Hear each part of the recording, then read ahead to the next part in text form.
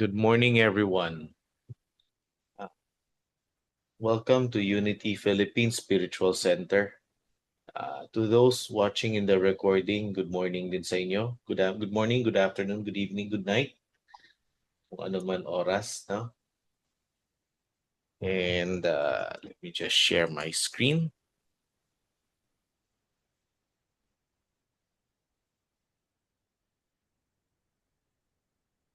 Can everyone see my screen?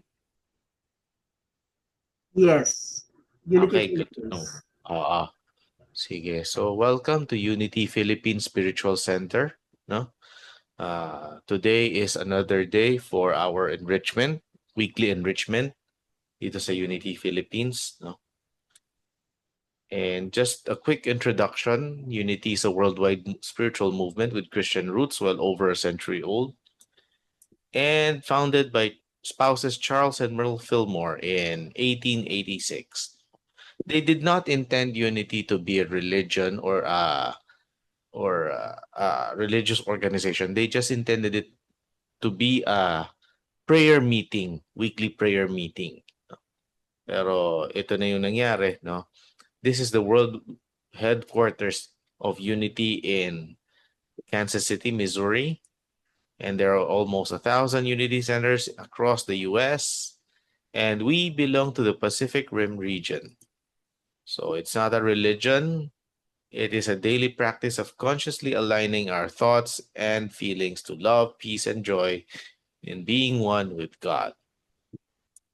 Hence, Unity welcomes people of all religions, spiritual paths, and traditions because Unity believes that there's only one power and one presence active in the universe and in our lives. God, the power of love, present all the time. So, everybody, join me in affirming this affirmation.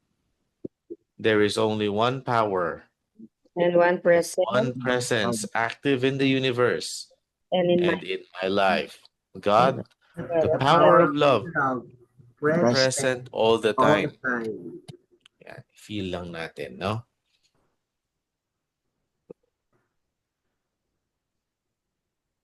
Okay, despite many definitions, Unity believes that the essence of religion is a consciousness of unity with God. No? Yan.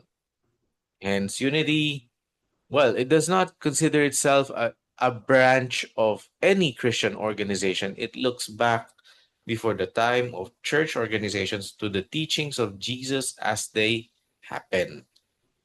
But Unity considers itself Christian with Jesus Christ as its primary influence. Unity's teachings, like those of Jesus, are directed toward the first-hand experience of God. Even though Unity has no dogma that people must have in order to belong, it does have a set of universal principles, however, that defines its belief system.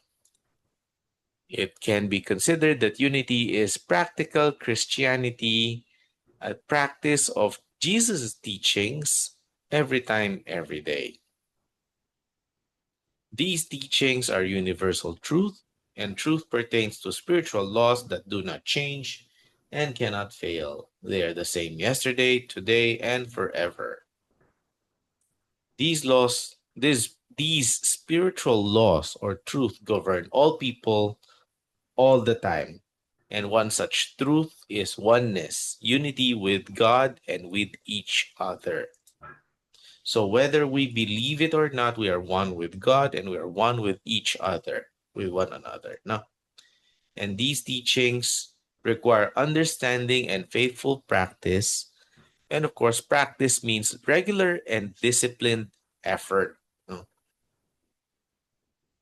The ultimate goal of Unity's teachings is to help everyone realize oneness with God and individually express God from our thoughts, feelings, words, and deeds. And there is no better way to worship God than for us to rightly express God through prayer, meditation, and silence. Now, today, September 28th, malapit na magtapos ang third quarter of the year, no? And we have a very exciting topic. Doc Rowe? Yes, Ton. Yes. I'll stop my screen share so you can start your screen share. We have a Yes. very exciting topic today, and who's a better person to present that topic? None other than Doc Rowe Guzman. Doc Rowe, share mo naman yung screen mo. Yeah. Sige. Can you see it now? Well, Is it visible? Pwede na siya? ayan. Yes. Takeaways. Ayan, yan. Okay. Chapter Gawin 9. ko siyang- gawin Well, ko siya- hindi pa siya naka PowerPoint app pa siya ngayon, hindi pa siya naka slideshow. Pero Okay. okay naman. Oo. Ayan, okay. Good, Yes. good. Oo. Alright. So, good I morning. think Doc Rowe, you have to speak a little louder or baka kailangan mong lakasan Yun. yung microphone mo. Oo, Oh, parang lang or okay baka sa akin naman lang on yung my mahina. end. Okay naman po. Okay. Okay naman sa'yo from your end. Yes. Okay. Sige. Baka sa akin yung ano. Saka ano ba? Kita na yung video ko? Yes. Oo, Yes. kita na yung presentation mo. Okay. So, alright. So, chapter 9, last night, Reverend Florence messaged me to discuss this kasi may meeting nga yata siya with, I don't know kung kay Milo or sa family niya. So, yung chapter 9, alam naman natin, no, we have been discussing this since time immemorial, yung tithing. For Charles Fillmore, he equated it with, yung tithing daw is the road to prosperity. Sabi ni Catherine Pander and Edwin Gaines, the secret to prosperity, alright, or unlimited prosperity. So yun ang kanilang experience sa tithing. Alright, so chapter 9 of Charles Fillmore Prosperity talks about tithing, the road to prosperity. So what is tithing? So i-refresh lang natin yung definition ng tithing, understanding natin sa tithing. So basically, yung practice natin of giving back a portion of our income, yung 1/10, 10% to God, the divine mind, usually through your church, sabi ni Charles Fillmore. And the word tithe nga comes from an Old English word meaning tenth. So for example, kung 100,000 yung gross income mo, so what is the 10% of the 100,000 is 10,000, tama ba? Tama ba yun? The 10% of 100,000 is 10,000.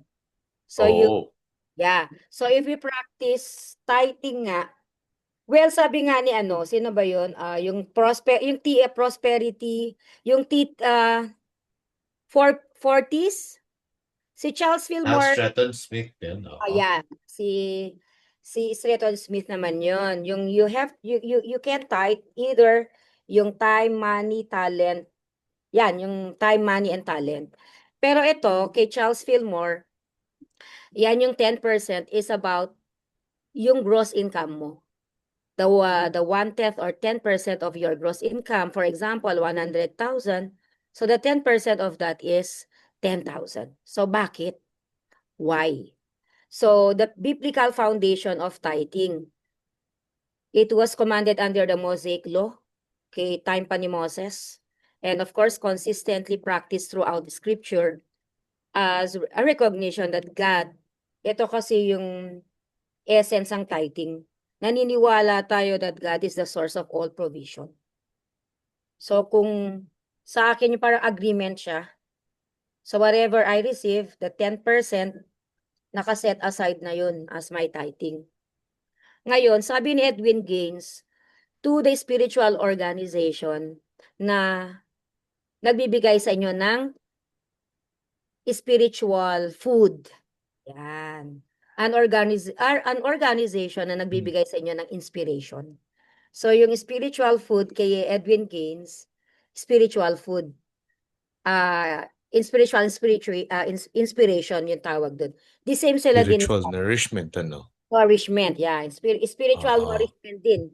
kay Catherine Pandor, right? So for Fillmore, yung tithing is a law of mind, of prosperity. Yan, law of mind. Ay, di pala ako naka-video. Tama ba? Naka-off yung video ko. You Yeah. can, Ayan. Ayan, okay na. Nakikita ka na namin. ayun, pero wala yung Good to share. see you again. Pero yung Yan, screen, okay. Naka-screen share pa rin. Nakikita pa rin natin screen share. Oo. You're alright, in the right settings. Okay yan. Sige, go ahead. The ba? pro. So, di ba remember Oo. sabi ni Charles Fillmore doon sa previous discussion natin, there is no matter. Everything is mental. Connected. So, everything is mental, sabi niya. So, if we're going to connect to tithing, so if everything is mental, then even money is not really matter. Why? Sabi ni Charles Fillmore dito, money is consciousness. So it's consciousness. So what you see in your wallet or bank account, it's just a reflection of your outer, and it's an outer reflection daw of your inner state of mind. So yung scarcity or abundance starts in what? First, that you in your thought first. So ibig sabihin, yung tithing kasi, binibigyan tayo pinapractice tayo. Alright, na yung supply natin nanggagaling kay God. Nanggagaling sa Kanya. So, dapat, kailangan din, hindi ka anxious when you release the 10%. So, when you tithe, sabing gano'n ni Charles Fillmore, you are not just moving numbers or handing out cash. You are training your mind to see God as the source of all your supply. So the act itself is mental alignment. So yung tithing sa kanya, it's mental alignment. Kasi we are shifting our mind from fear of loss to faith in infinite circulation. Tuloy-tuloy daw yung daloy. So tithing, sabi niya, if you practice this religiously or consistently, it builds prosperity consciousness. All right, which of course in turn shapes the outer reality. All right, so erasure, okay. Ayun, nakikita nyo pa rin ba ako? So, Yes. more, so it wasn't, hindi raw siya obligation. He told that giving 1/3 of your income or the first fruits of your increase wasn't about obligation, but about aligning yourself with divine abundance. So by releasing part of what you have, yung 10% lang, i-release mo, you acknowledge God as a source and open to the flow for more to return to you. Kasi ang source natin is from the divine mind, from God. So kung pinapractice natin yung pag-release ng 10%, kahit pag-give, sabi kasi kay Catherine Pandor, even daw sa gifts, nabasa ko dun sa The Secret, sa Prosperity ni Catherine Pandor, kahit pala daw yung gift na yan, yung gift sa atin. For example, if you receive a bag, kung ano yun yung equivalent ng bag na yun, for example, 10,000.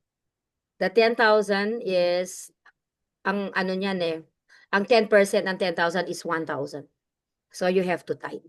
Kasi hindi lang naman sa pera yung sukatan ng prosperity natin, di ba? Lahat.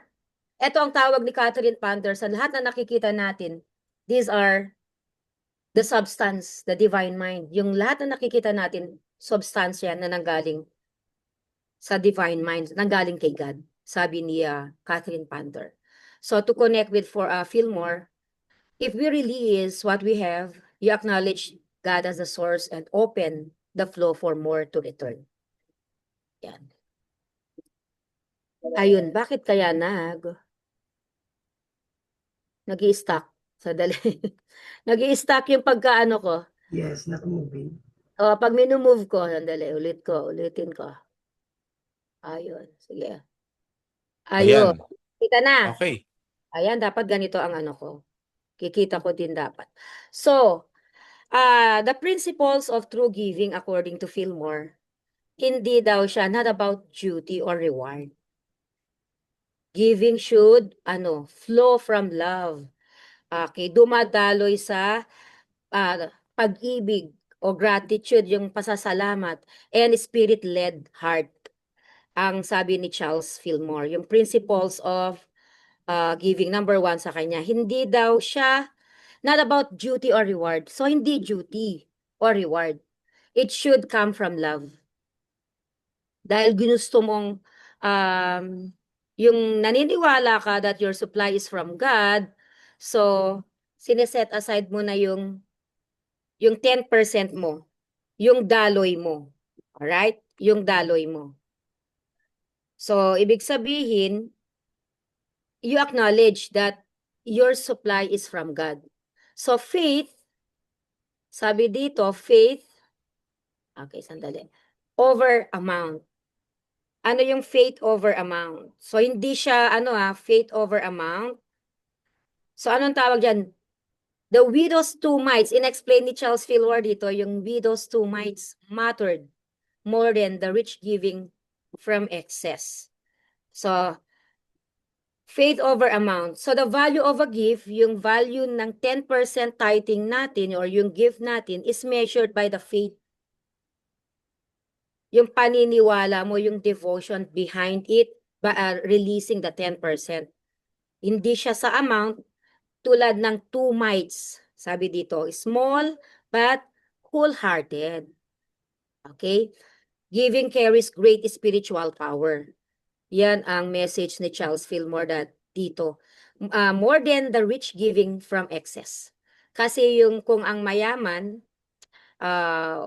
sabihin natin, ultra rich people, di ba? Wala sa kanila yun kahit magbigay sila ng excess 'Di ba? Kunwari, they are already earning billions. Yung excess of that. Kaya nga, mas mahalaga, sabi dito, the two widows, two mites mattered more than the rich giving from excess. Tira lang, excess lang nung mayayaman. Pero yung, if you give, if you have the faith, alright, the value of a gift is measured by the faith yung mayroon kang devotion behind your giving. Sabi ni Fillmore, mas maganda ito. Why? Because even it is small but wholehearted giving carries great spiritual power. So yan ang the principles of giving. And number 3, kailangan pag nagbigay daw tayo, pag nag-release tayo ng pera, it should be cheerful giving. Why? God loves a cheerful giver. Kahandaan, the readiness and spirit matter more than size. So, ano ibig sabihin nito? The spirit and readiness of the giver rather, tayo, the 10%, when we release the 10%, it matters. Why? More than the size of the offering. Because God, sabi niya, delights in a cheerful giver whose giving is joyous. So meron ba sa atin na nagre-release daw? When we release a 10%, ay sayang to. So for example, you receive 200,000 and if you are already tithing 20, dun kasi yung iba talaga when I ask them, what stopped them from tithing? Pag malaki na daw yung income. Like for example, 200,000 na. And then when they tithe, i-release nila yung 10% of the 200,000, 20,000 na yun, di ba? Sa susunod na lang. Until na nawawala na yung tithe sa kanila. And then babalik sila dun sa cycle na, bakit wala na to? Bakit ganito nangyari? So it should be cheerful giving, sabi ni Charles Fillmore. God loves a cheerful giver.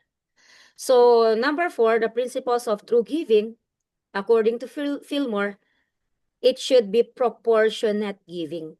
In example niya dito si Paul. Paul said, as he may prosper, each person gives in proportion to what they have. So giving is meant to be fair and balanced. So Paul, of course, taught that each person should give as he may prosper, meaning in proportion to one's blessings and capacity. Kaya nga 10% lang. Kasi yung 10% naman na nire-release natin, nagbibigay naman sa atin ng, sabi nga ni Edwin Gaines, the secret to infinite abundant supply. So mapapakinggan din natin siya later on. 4 to 5 minutes lang yung video niya. As she best described the importance or the significance of tithing. All right, so there are spiritual laws of giving. Sabi ni Charles Fillmore, number 1, yung sowing. What you sow is what you reap. Sowing and reaping. He that soweth bountifully shall reap also bountifully. So giving is what? Governed by spiritual law. Diba? Lahat ng ginagawa natin, it governed by spiritual law. What we sow is what we reap. And when we give generously, life returns to us in kind. So consistent giving keeps the flow of what? Blessing alive. Ayan ang sabi ni Charles Fillmore dito.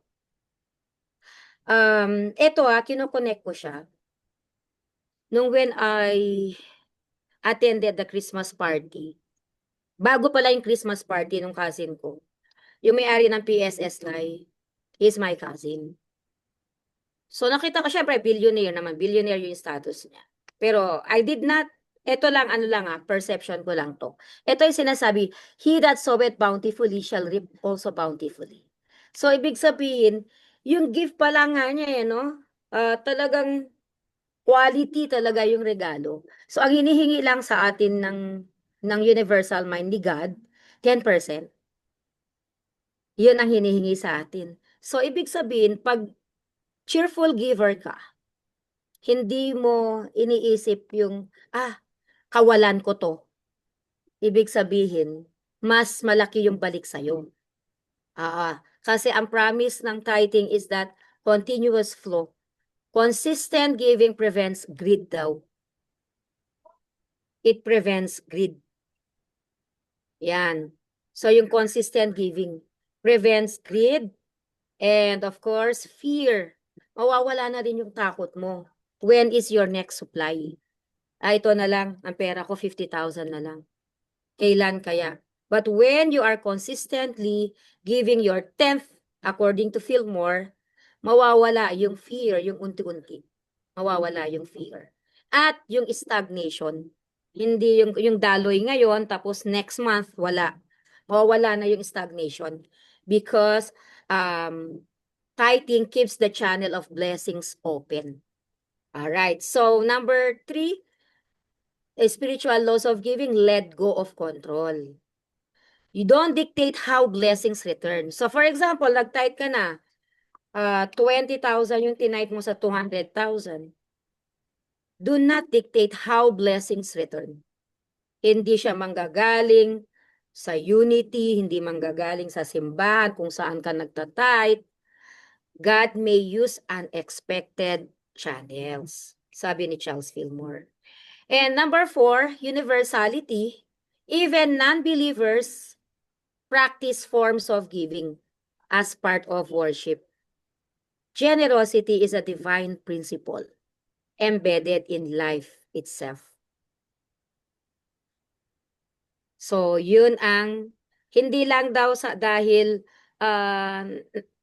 uma-attend ka sa Unity and because we discuss tithing sa Unity, nagpa-practice ka na ng tithing. This is universality. Even non-believers practice forms of giving. Giving is part of worship. Sandali, meron kasi ako in-invite. Sandali lang, okay lang ba? I-share ko. Can we still accept participants here, Ton? May nag-message kasi sa akin. Dali lang. Pwede pa naman, oo. Oo, Maka-join naman sila as long as you give them the sige, the sige. password at saka yung Oo, sige lang. Sandali. yung meeting ID. Yung invite natin, usually yung binibigay ni Florence, ni Yun na, Reverend yun na Florence. lang send ko. And then Unity device, Mm. small lang siya, letters. Small letters lang na yun yung password sa Unity. Hey, Grace. Sige. Dali lang.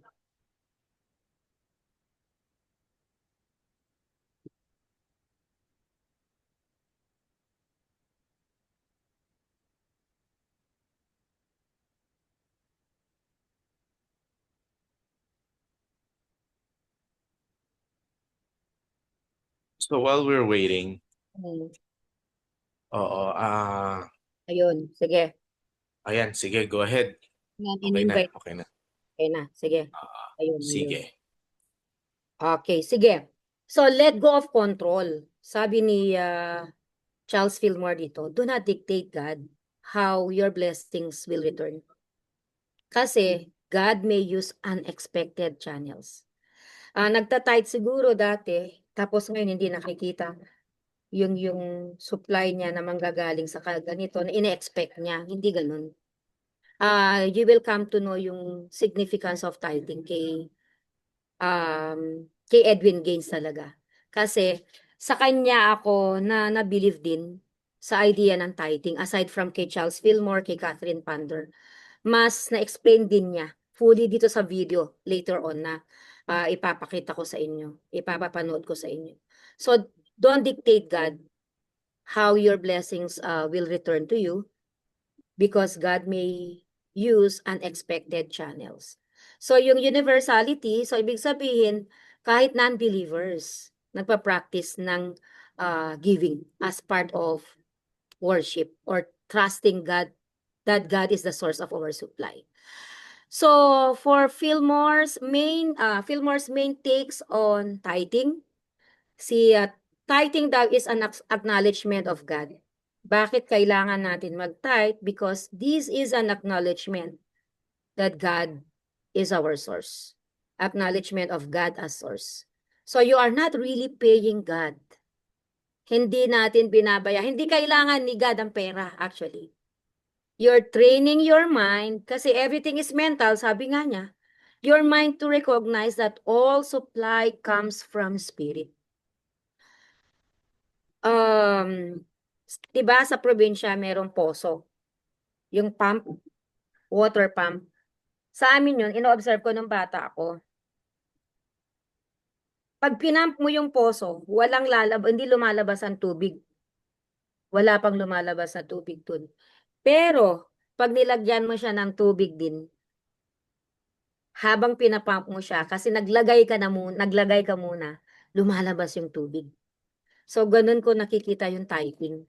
So, first we have to release so that we can also receive. So, we are training our mind to recognize that all supply comes from spirit.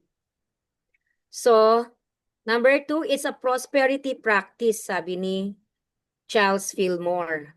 Prosperity practice. He called it as a law of giving and receiving. Kasi when you give consistently, ina-activate mo yung batas, universal law, spiritual law, that keep circulation going. Nawawala yung fear mo, nawawala yung greed natin sa supply natin kasi alam natin mag-release. Yan. So, hindi tayo nagbabayad Okay, tithing is an acknowledgement, right? You're not really paying God. Hindi tayo nagbabayad kay God. Ang ginagawa lang natin dito, tinitrain natin yung isip natin na God o siya talaga ang source ng lahat ng supply natin. At yung prosperity practice natin, law of giving and receiving, para kay Fillmore, tithing is a law of yan nga, giving and receiving, kapag nagbibigay tayo consistently, ina-activate mo raw yung law or spiritual law na tuloy-tuloy yung circulation ng blessings sa'yo. So, it's more about consciousness. Tithing is more about consciousness daw than money. Consciousness over money. So, the act builds faith. Yung act of tithing, it builds faith, discipline, and gratitude, which naturally expands your prosperity. So, hindi lang tungkol ito sa pera. Yung tithing, it builds your faith. Yung paniniwala mo na yung supply mo nga, God as our source. So, at kapag lumalawak yung consciousness mo na ang daloy mo pala galing kay God, hindi ka natakot mag-release. Natural na lumalawak yung prosperity mo. God is the source of my infinite abundant supply. Pag ganun na yun, nangyari na meron kang takot, no? Ganun yung affirmation ko, God is the source of my infinite abundance of life. Bakit ako matatakot? Lahat ng nakikita ko to, nanggaling sa source, sa divine mind of God, nanggaling kay God. And I can always draw that supply from God. Okay, so it's more about consciousness than money. And tithing, according to Fillmore, is seed planting. So the tent is like sowing into spiritual soil. You plant it, and the harvest returns multiplied. So ibig sabihin, tithing ay para tayo nagtatanim. Pagtatanim sa spiritual soil. Kapag nagtanim ka, sure na may dadating kang harvest. At hindi lang basta balik, kundi multiplied, tenfold, siksik-liklig na umaapaw na biyaya. Diba? Yung sabi nila. So in short, itong key takeaway o main takes ni Fillmore about tithing is that ang tithing is not about duty, but training. Diba? Not loss, but circulation. Hindi kawalan yung pagbibigay ng 10%. Ito ay training sa atin na naniniwala tayo na patuloy ang daloy ng pera. Sa akin, it's not ang the secret of tithing is not about money itself. Yung bang nakaligtas ka sa isang sakit, di ba? Na instead na nagpa-check up ka, may iniinom kang gamot. Yan ang yung sa akin nan. Kasi wala ako at sa edad kong to, wala akong maintenance eh. Not even vitamins. Kasi ang vitamins ko, nakakalimutan ko yun. Hindi ako consistent talaga. Ang consistent lang sa ginagawa ko, yan yung meditation, affirmation. Ito, nagpa-practice ng tithing. So, hindi kawalan yung pagre-release natin ng 10% according to Fillmore. But circulation. Naniniwala tayo na patuloy. Kaya nga yung pera is currency, current. Nagtuloy-tuloy yung daloy niya. Kapag pinatay mo yung current, ito ilaw, madilim. Binuksan mo yung current, lumiwanag. So, ganun ko tinitake yung tithing. So, it's like seed planting. So, what you sow into spiritual soil, you harvest. Your harvest returns multiplied. Okay, so, ayan. So, the wisdom of Charles Fillmore on tithing, sabi niya, do not try. Ito na, kapag nag-release daw tayo ng 10%, di ba, of all the gross income natin, weekly, daily ka kumikita, so release the 10%. Pero sabi niya, do not try to control or dictate how your blessings will come. What you give doesn't need to return from the same person or place you gave it to, because we are all part of the universal brotherhood. Yun, the law of sowing and reaping ensures that your good will come back. Maniwala ka na babalik yung ibinigay mo. Ensures that your good will come back. Just not always through. Hindi lang doon sa same kung saan ka nag-release ng 10%. Through the channel you expect, forcing it blocks the flow. Do not force. For example, nag-tithe ka sa Unity or nag-tithe ka sa simbahan nyo. Do not expect na ang magbabalik ay ng supply mo ay sa simbahan. Because if you force it, sabi ni Charles Fillmore, it blocks the flow. So, don't try to control kung paano yung babalik yung blessings mo. Hindi kailangan na kung kanino ka nang bigay, doon manggagaling ang balik sa'yo. Kasi we're all part, diba? Sabi niya dito, of one spiritual brotherhood. So yung law of sowing and reaping makes sure na kung ano, basta naniniwala ka, kung ano yung itinatanim mo, may aanihin ka. Pero hindi laging sa channel na ine-expect mo. Kapag pinipilit kasi natin, alright, you're actually blocking the flow. So yung sabi niya, trust the law. Maniwala ka. Kaya nga, di ba? Naniniwala tayo na sisinag ang araw, araw-araw. Kahit natutulog tayo, paggising natin, may liwanag. Naniwala tayo na meron tayong supply. Paggising mo, pagbukas mo ng ref mo, nandyan yung daloy ng God. Trust the law, kasi siya yung magbibigay sa atin. God is the source of our infinite abundant supply. And release personal claims. And let your good find its own way back to you. So, ito naman yung key takeaway ko dyan. Kay Charles Fillmore, Secret to Road to infinite prosperity on tithing principle. So when anyone truly puts God first in their finances, something shifts. Faith in the omnipresent. Naniniwala ka na ang supply mo, ang daloy mo nga, ay nanggagaling sa Kanya. Hindi nakahiwalay sa iyo yung daloy. Unshakable, and prosperity flows in ways beyond measure.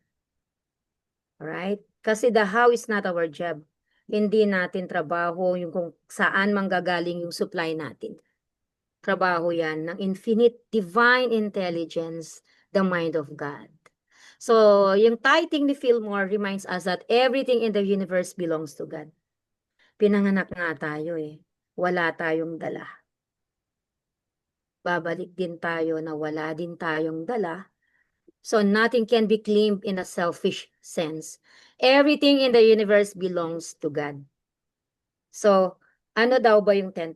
Hindi kawalan sa atin, kundi tuloy-tuloy yung circulation, yung daloy ng infinite abundant supply natin if and only if we practice tithing.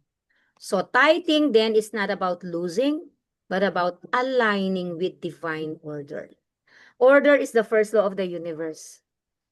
So if we align with divine order, yung tithing, and of course we recognize that giving back the 10% of our gross income opens the way for greater blessings to return.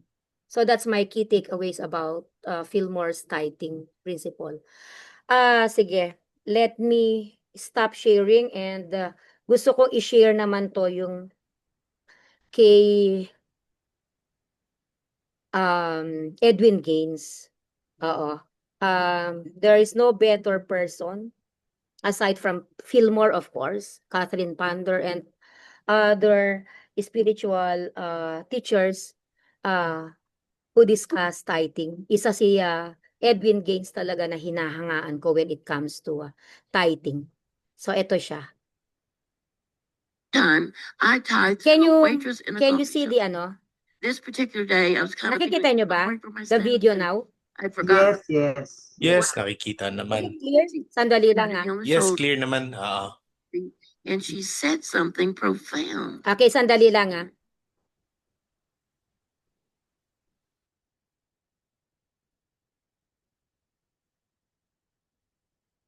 Sa isang restaurant. Okay, mamaya ano ko lang, bigyan ko lang yung buod nito. Yung waiter pala yun, nagta-tight din siya ng service. 'Di ba nga sabi ni Stretton, tight your money, serve your talent. Isa rin 'yan. So yung at saka service mo. Yung monk dito, nag-serve siya sa restaurant. Every 6 months, nagse-serve daw siya. Tapos, meron siyang binigay na something that, na-inspire si Edwin Gaines. Ito si Edwin Gaines, sinishare niya. Tapos, binigay niya yung tithe. And then, ayaw tanggapin ng monk. Sabi niya, no, do not rob my blessings. Kapag hindi mo inaksepto. So, ito na yun. Sige, hindi ko i-spoil na yung entire, statement ni Edwin Gaines. I said, "You must." You Ito to. Ayan. One time, I tithed to a waitress in a coffee shop. This particular day, I was kind of feeling sorry for myself, and I'd forgotten who I am. And this wonderful waitress came over, and she patted me on the shoulder, poured me some coffee, and she said something profound. Well, about the third time she did that, the light went on. Oh, yeah, I got it. God has brought me this far. God will take me the rest of the way. I called her back over. I said, "Look, honey, what you said just now was so powerful to me. And I am so grateful And my belief system is that I must tithe where I've been fed spiritual food. And you really fed me a rich banquet of spiritual food just now. And so I want to give you this. This is my tithe to you. It was a tithe on some money that had just come in that I hadn't tithed on yet. Oh my God. Big tears came in her eyes. She said, "Oh, honey, I couldn't take that." I said, "You must. You cannot rob me of my blessing. I must give this to you." What I got to find out about this woman that I don't think I would have known otherwise is 6 months out of every year, this woman serves the world as a waitress because she wants to. The other 6 months out of every year, she is a yoga master and lives in an ashram. And she taught me some very powerful truth. And I got to teach her about tithing. So now she lives in a fancy ashram.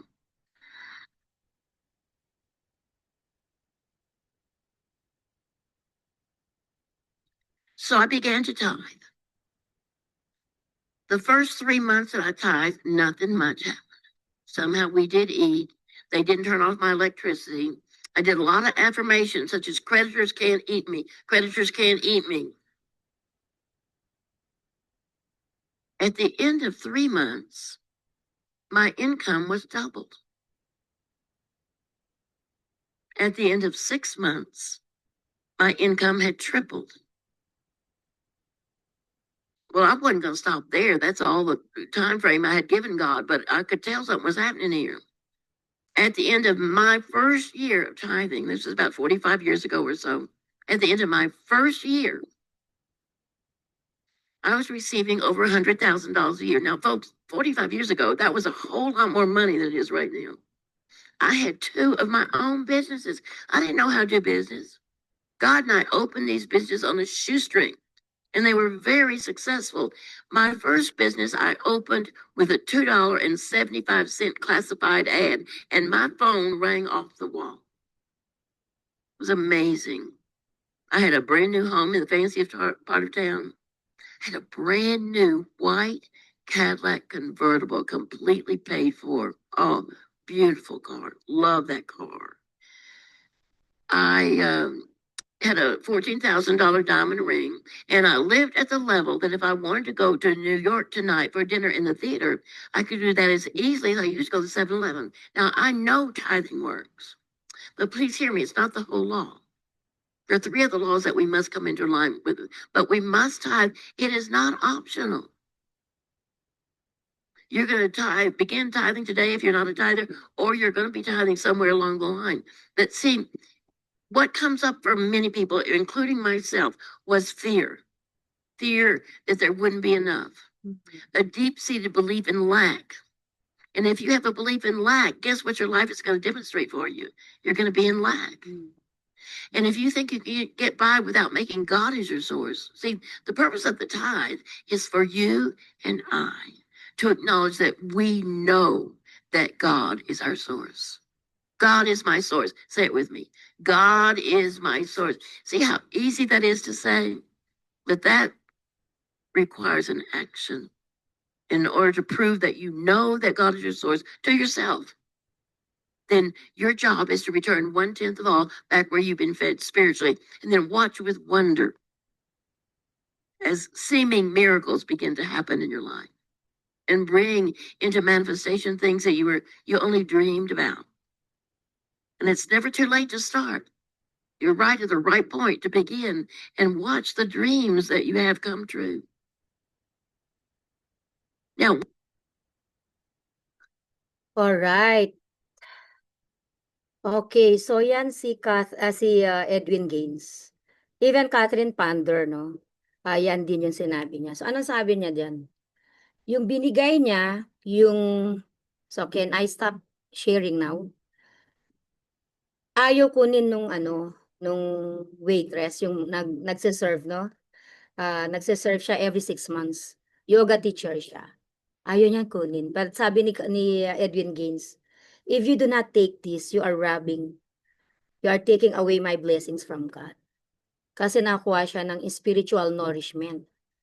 So, yung testimony ni Edwin Gaines was so powerful of how tithing works. So, ibig sabihin, sabi nga niya, diba, that we believe that God is our source of supply. So, this is a spiritual law in action. So, same sila ni Charles Fillmore. By the way, si Edwin Gaines unity rin siya. Isa rin siyang reverend siya sa unity. Hindi ko lang alam kung saan siya sa States. Pero sa unity rin siya. Same kay Reverend Florence. So, sabi niya, you have to tithe at ipuprove ko. Sabi niya, nakita ko yung blessings ng tithing sa akin in 3 months. Yung 3 months pa, sabi niya, wala pa. But in 6 months, meron na. In 1 year, meron na. In each stage, sabi niya, yung results multiplied. Yung income ko double, then triple. What do I know about business? Ano naman alam ko sa business, sabi niya, di ba? Then, her income grew into wealth beyond what she had imagined. Sabi niya, di ba, yung businesses flourish, opportunities open, and prosperity flowed in unexpected ways. So but notice the real shift, sabi niya, wasn't just in the money. It was a consciousness. So same sila ng idea ni Charles Fillmore. Alright? Everything is consciousness. So, ang naghihinder lang sa atin sa tithing, sabi niya, yung fear. Fear of lack. When you release it, kaya na nga, sabi ko nga, di ba? For example, you receive 200,000 and if you follow tithing, the law of infinite prosperity, and you give return, the 10% of the 200,000, 20,000 na yan, ang laki na. Sasabihin ng subconscious mind mo, oy, wag mong i-tithe yan, malaki na yan. Malaki, marami ka na mabibili dyan. That actually hinders kasi yung pagta-tithe natin. Tithing required, sabi nga ni Edwin Gaines, required facing the fear of lack. So that they believe that there isn't enough. As long as you hold that belief, life will mirror it back as what? It back as a struggle to you, di ba? Sabi niya. But when you tithe, you train your mind daw and soul to act from faith, paniniwala, paniniwala, hindi kasi ako Tagalog. Paniniwala, tama ba yung Tagalog ko? Naniniwala ka instead of fear. So you affirm, sabi nga niya, di ba, God is my source. God is my source. God is my source. Not my paycheck. Sabi nga din ni Catherine Pander, di ba? Ito nga, sabi. Ito yung isa sa pinaka gusto kong prayer din. Na ang tagal ko din na realize ang meaning nito na, I open my mind to prosperity. I do not depend upon persons or conditions. Ito kay Catherine Pander to. I do not depend upon persons or conditions for my prosperity. I bless. Pero i-bless mo yung employer mo, i-bless mo yung tao na nagbigay sa'yo ng supply mo. I bless persons or conditions as channels of my prosperity. But God is the source of my supply. So dahil naniniwala ka that God is the source of your supply, therefore, God provides His own amazing channels of supply to you now. Yun ang secret ng tithing. You affirm that God is your source, not from your paycheck, not from your job, not from your clients. Pero i-bless mo yung mga clients mo, but God. So mag-shift yung thought mo. Why? Kasi naniniwala ka ang supply mo galing sa Kanya. It opens the channel for circulation and the universe responds. So tithing is really part of the law, but not the whole law. Kasi meron pa Sabi niya siya rin yung, if you want to seal your blessing, kailangan, isa rin sa that hinders your prosperity and forgiveness. For ano yan meron siyang tinatawag na mga 4 practices ng prosperity. Yung isa, yung number 1 sa kanya is tithing and then forgiveness. Tapos meron kang vision and alignment. Yun. Sa kanya yun. The secret of prosperity. Yun, kailangan din ng forgiveness. Magpatawad. And Jesus Christ mentioned that. Forgive 70 times 7. So, anong vision mo? Hindi lang yun. Kailangan kasi kung meron kang meron ka dapat vision sa buhay. Na ito yung gusto kong i-demonstrate. Seek and it shall be given to you, di ba? Alright. Knock and the door shall be opened. Yun ang sabi ni Edwin Gaines. So, tithing is non-negotiable. Sabi niya, di ba? It is the proof of your faith. It's the action that tells your mind, I trust infinite supply more than appearances. So, ibig sabihin, ito na lang ang pera ko, 50,000. So, if you want, kung gusto mo pa mapabilis daw yung daloy mo, tithe immediately. Release the 5,000 out of that 50,000. Trust the infinite supply more than appearances. Kasi ang tunay na daloy natin nanggagaling kay God. So tithing is not about giving money away. It's about breaking the belief in lack, proving God as your source, and stepping into a flow where miracles look like everyday life. Yun ang sabi ni Edwin Gaines. And of course, I agree.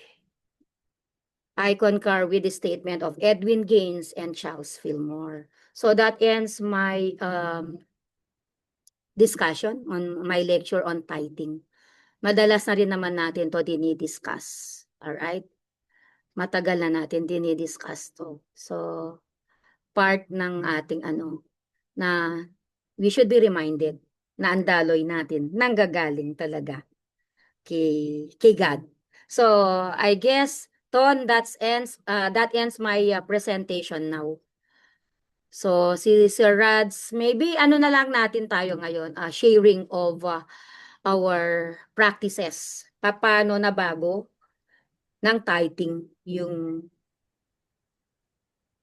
Right. flow. Oo, yung flow, yung daloy ng ating supply. Oo. Sige. I think we should stop recording na, no? For Stop recording. people to be able to share freely. Sige. I-share ko yun Stop. yung kay Edwin Gaines. Mahaba yun eh. Pero ang ganda ng Sige. alam nyo kasi yan. I believe ma-appreciate ng mga audience natin ngayon if we get to share yung link na yun. Share ko na lang sa Kahit sa chat box na lang or sa natin. Okay, Sa thank you. group chat natin. Thank you, thank you. Thank you, Doc Ro. I-stop ko na yung recording, ha? Thank you, thank you. Okay, sige.